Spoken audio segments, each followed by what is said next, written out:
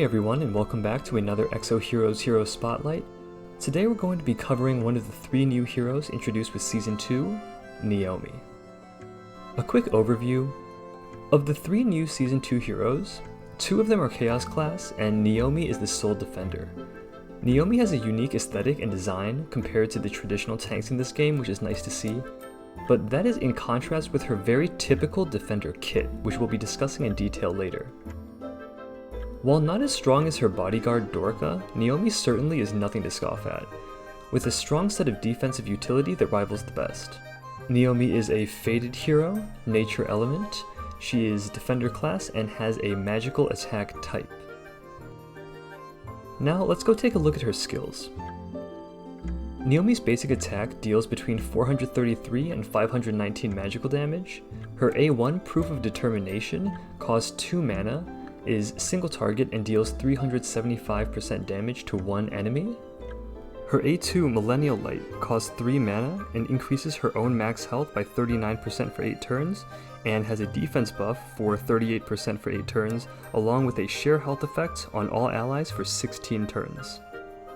Her passive, Block 3, afflicts all enemies with Provoke for 10 turns if an ally takes damage and its health falls below 30% or less, and grants heal over time to yourself that heals for 20% of your current attack every turn for 5 turns. You'll also gain 1 mana if your health is at 20% or less when triggered, or if your health is at 70% or more when triggered. The second part of her passive, Rigid Body, allows her to become immune to damage from share health if afflicted with Soul Bond. So now, why don't we get into how Neomi works and what her synergies are. New players will be able to tell that her kit has strong defensive utility, and old players will be able to tell she's basically a faded version of Luke minus the A1 Provoke. Now if you've seen our Legendary Defender tier list video, you'll know that this isn't necessarily a bad thing because we actually ranked Luke quite highly. And this is because, in our opinion, a defender should have some way to protect their team, whether it's barriers, provokes, or damage mitigation, etc. And thus, Neomi meets our criteria for what a good defender is. She has the block passive, which is our personal favorite defender passive because it provides long duration AOE CC and has some healing to sustain the damage that you'll be taking. Not only that, but the synergy between block and her share health A2 is amazing. If you're able to time A2 a few turns before an ally gets hit to trigger block, you'll have an extra tanky Neomi taunting the entire enemy team and protecting your whole team. This would still work if you A2'd after block went off as well, and you would get more value out of the defense buff, but it's dangerous if the enemy has dots or final hit passives, because if you wait too many turns, then the ally could just die. Sadly, as useful as her A2 is, her A1 is much less impressive. While 375% single target damage for 2 mana is actually pretty good if it were on an attack or chaos hero, but Neomi's a defender, and like all other defenders, they sacrifice attack for defense and HP. So as a result, while the scaling is good, the low attack stat just stops it from being as impactful of an offensive ability, but at the same time, it doesn't come with any extra effects to make up for that low damage. Personally, we would have loved to see lower scaling on A1, but add something more defendery, like a provoke or a barrier, or maybe even some healing for the extra sustain. As it stands now, A1 is definitely one of the bigger holes in her kit.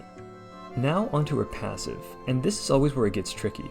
We just talked about A1 being a weak point, and we'd like to bring up a positive to help balance that out, but we're not entirely sure her passive is the right way to do that. While we already covered the block and A2 synergy, which is very strong, her other passive, Rigid Body, is just as strong, but the dependency on Dorka means it's going to be pretty hard to utilize considering how rare Dorka is. So if we look at Neomi as a standalone hero, she's still good, maybe between a high B or a low A tier. If we look at Neomi with Dorka, she moves up to mid-high A tier, maybe S in specific pieces of content. So let me give you an example. Let's say you have Neomi, and you have all of the other faded heroes, but you don't have any of the generals. If you had a general selector ticket, so just a guaranteed way to choose any of the generals, is this Rigid Body synergy worth more than getting a Bathory or Shufraken and their respective synergies?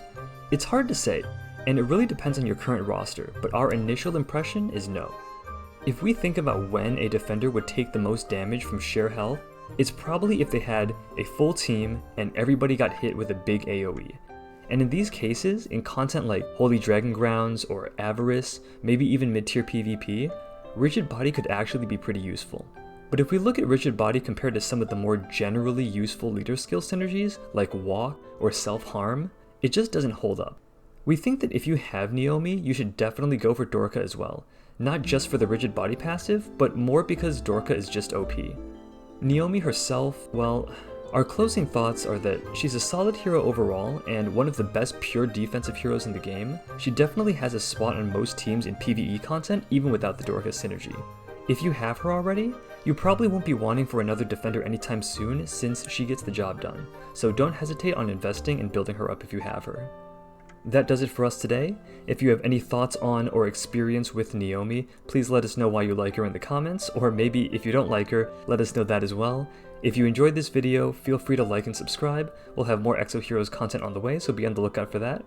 Thanks for watching, and we'll see you guys next time. Peace.